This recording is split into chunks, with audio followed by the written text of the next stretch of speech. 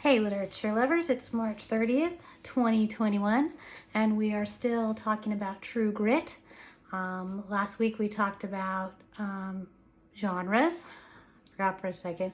Today we're going to talk about characters and the roles that they play in stories. And I know we did a little bit of this when we were doing NaNoWriMo, but we're just going to talk about it a little bit more in the whole story of True Grit. Okay, so there are actually kind of 7 character roles that we find in stories, and I want to go over those. Okay, if we categorize the types by the role they play in the narrative, that's where we get these 7 distinct varieties. They are protagonist, antagonist, the love interest, the confidant, deuteragonists, tell you what that is, tertiary characters, and the foil. All right, so the protagonist is the main character of the story. We usually know something about their backstory, about their personal motivation, and they usually have a character arc that kind of goes through the whole story. Often the story will be told from their point of view.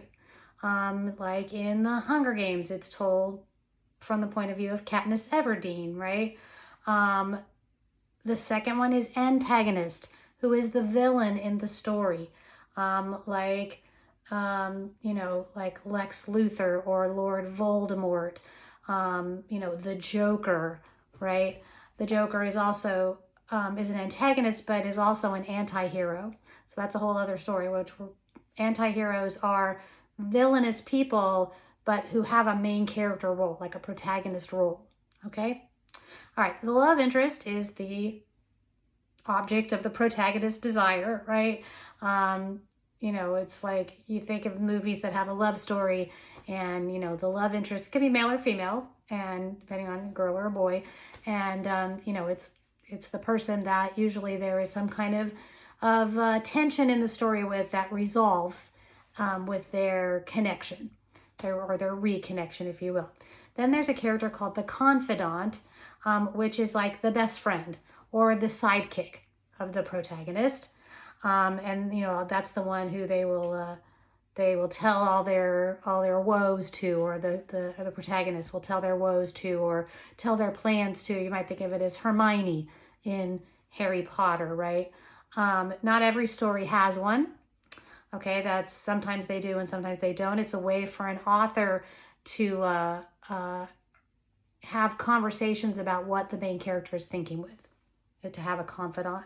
Okay, now a deuteragonist, that's a funny word, which you'll probably never use again unless you become a literature major or something. But they often overlap with the confidant, but they also have their own story. Okay, they're not just the confidant in the story, they have their own story.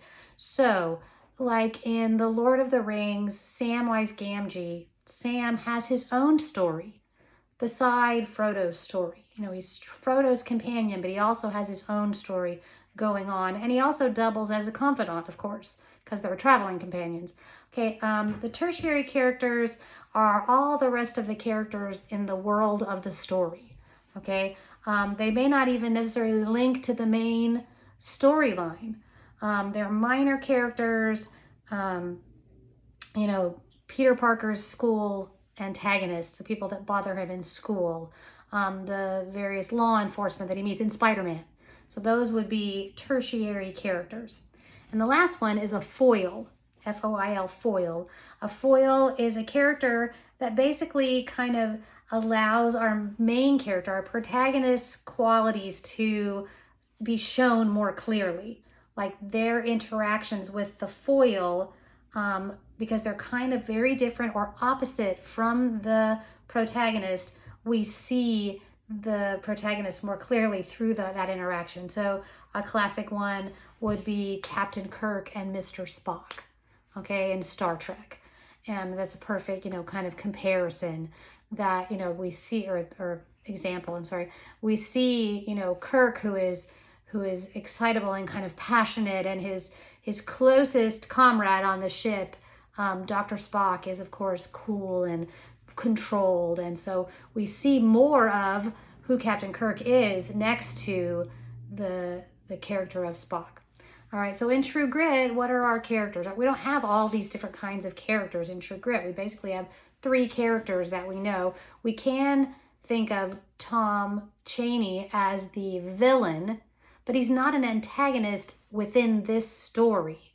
Okay, his antagonism towards Maddie's father leads us to having the story, but she never, through almost all of the story, has any interaction with Tom Chaney until we get to the very end of the book. So our protagonist is, of course, Maddie. Maddie Ross is our protagonist. It's her journey that we're on.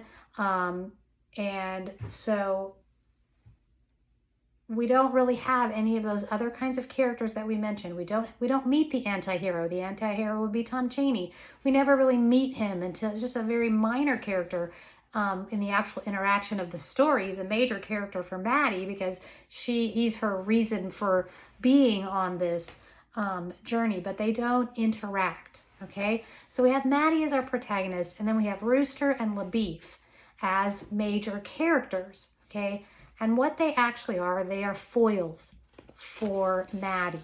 All right, she interacts with them. We get to know her better through her interaction with them. Her opinions of them, how she speaks to them, what she expects of them, all tell us a lot about Maddie's character.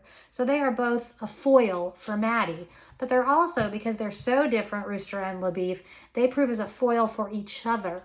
Okay, they reveal things about each other's character through their interactions. So in True Grit, besides tertiary characters, just characters we meet along the way, we have 3 main characters. We have a protagonist and 2 foils. Now, your classwork for today, and this will be in an attachment as well for the email this comes in, you're going to write me an opinion piece in a couple of paragraphs. Don't have to be long. That can be more, always be longer, but I want 2 paragraphs-ish, okay, about Maddie.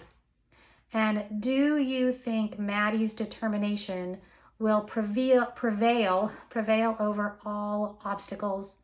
Or do you think she's going to learn a painful lesson about humility and about limits? Now, where does that come from? That comes from an exchange she has at the beginning of the book with a guy named Colonel Stonehill. And